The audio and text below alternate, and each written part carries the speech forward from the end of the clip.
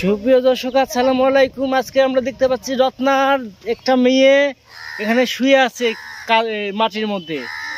আর এখানে রত্না কি প্রতিদিন খালি মুরগির চামড়া খাইতেছে, ঘটনা কি? আরে দেখছি সবাই আছে, মিমও আছে। বাহ, মিম কি বানাচ্ছ ওগুলো? বাহ, আমাদের বল দিবা না দুই একটা, আমরা খেলবো।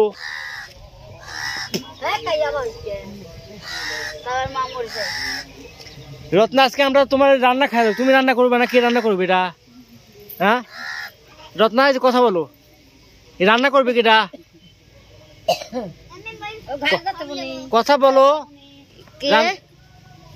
কে রান্না করবে? তুমি করবে না? তাহলে কে করবে? নানি? এ নানি, আপনি করবেন রান্না? ভাত খাবো না। কি দেখাবেন? চামড়া দেখাবে না? চামড়া কি রান্না করবেন না নানি? কি দিয়ে রান্না করবেন চামড়া? ও, আলু দিয়ে ভাজা করবেন। তোমার মেয়ে যে কত সুখে মাটিতে মানে থাইকে, বিছনা লাগে না, কত সুখে আছে। কি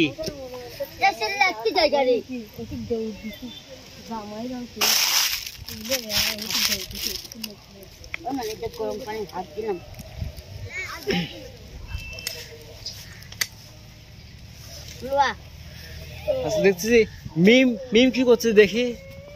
আরে এটা কি? দেখে দেখে দেখে সুন্দর বলতো। কিভাবে বানাইছো? তুমি বানাইছো না কিনছো? বানাইছো, সুন্দর তো। বাহ, বলটা তো হেভি হয়েছে, সুন্দর হয়েছে, রেলি সুন্দর হয়েছে।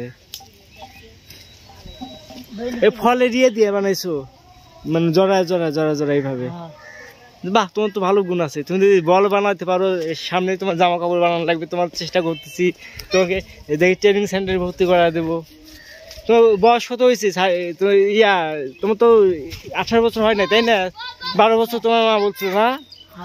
তো 12 বছর তো সরকারি প্রতিষ্ঠানে ভর্তি হওয়া যাবে কিনা এটা তো কনফিউজ, শুনতে হবে। সরকারি প্রতিষ্ঠানে ভর্তি করা দেবো তোমাদের। সরকারি প্রতিষ্ঠানে ভর্তি হয় ট্রেনিংটা করবা পুরো, ঠিক আছে? তুই কোন ক্লাস পর্যন্ত পড়েছাও? বড় আনেতে যোগ বিয়োগ পাও না? 1 2 3 4 পাও না? যোগ বিয়োগ করবে, যোগ বিয়োগ।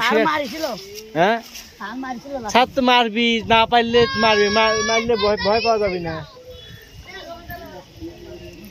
এই মামা, এই কি রবে? আরে মায়ের ভালোবাসা, রবি এই পাগলি মায়ের কাছে কতটা সুখে আছে, কতটা নিরাপদে আছে। এটাই তো মায়ের ভালোবাসা। পাগলি হোক, ছাগলি হোক, মায়ের কোনো বিকল্প নাই। তোমার মতো লয় না কে আমার বুকে টানি। বাহ, আঁচল দিয়া। আসলে কি বলবো, আঁচল দেয়া মায়ের চোখের পানি না? রাইট, একদম রাইট। আসলে মায়ের চোখের পানি। কথাগুলো যে বলছে না গানের মধ্যে, আসলে সত্যি মায়ের মতো কিছু হয় না। যেমনই হোক মাই পাগল হলে মা, পাগল হলে মা। এই যে আমি যেমন ছোটবেলা থেকে আমি মায়ের ভালোবাসা পাইনি, আদর পাইনি। ছোটবেলায় মা মারা গেছে, মা কি জিনিস বুঝি নাই। আসলে মায়ের ভালোবাসা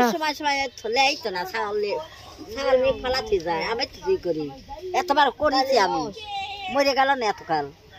সেইটাই, মায়ের মতো কিছু হয় না। নিঃস্বার্থ ভালোবাসা মা একমাত্র মাই দেয়। ভালোবাসা দিয়ে বুঝে বুঝে আমরা যে কোলে তুলে দিই, চাল ফাল যে আদর কর, ভালোবাসা একটু কর, বড় করে তো করছে, লাঠি হবি, দাঁড়াবি, তোর চাল ফাল কাদা খারাপ হবি, এইসবটা বলি দেহে ওই একটু করে। তোমার আগের থেকে একটু ইয়ে হয়েছে না? আগে কি এরকমই ছিল না? একটু বুঝবান হয়েছে নাকি কোনো বুঝবান নাই? যেমন তেমনই আগে থেকে একটু ইয়ে হয়েছে। ওই বুঝতে বুঝবে।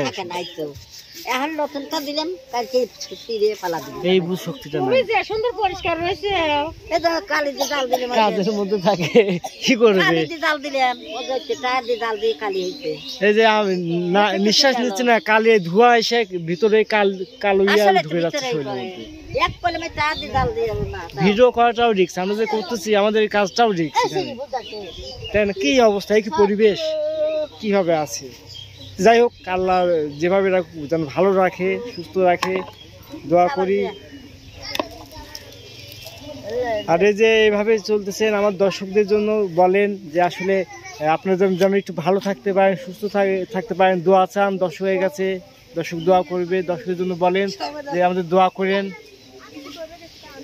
বলেন আমাদের দোয়া করেন, আমরা যেভাবে চলতেছি আমরা যে হালে যে আবার চলতেছি, আপনারা একটু আমার পাশে থাকেন, দোয়া করেন। আপনার চোখের সমস্যা একবার বলেন। সমস্যা, চোখ দেহ টাকা পয়সা নাই। আসলে প্রিয় দর্শক, যাই হোক, এটাও একটা ইয়া যে বাস্তব জীবনের চিত্র। আপনারা হাসতেছেন কে? বাস্তব জীবনের চিত্র বোঝেন নাই। এই ছেড়ে দেয় কালি উড়িয়ে কালি মাখছে, এটা কি ইচ্ছে করে মাখছে? এটা তো পরিস্থিতি শিকার। কাজ করতেছে, কালি লেগে গেছে। তো যাই হোক, এখন প্রিয় দর্শক, আপনারা এই বৃদ্ধ নানিকে দোয়া করবেন। তার যে চোখের সমস্যা, সে কিন্তু একবারে বলতেই চায় না, অথচ সে বড় একটা সমস্যা নিয়ে আছে। তো যাই হোক,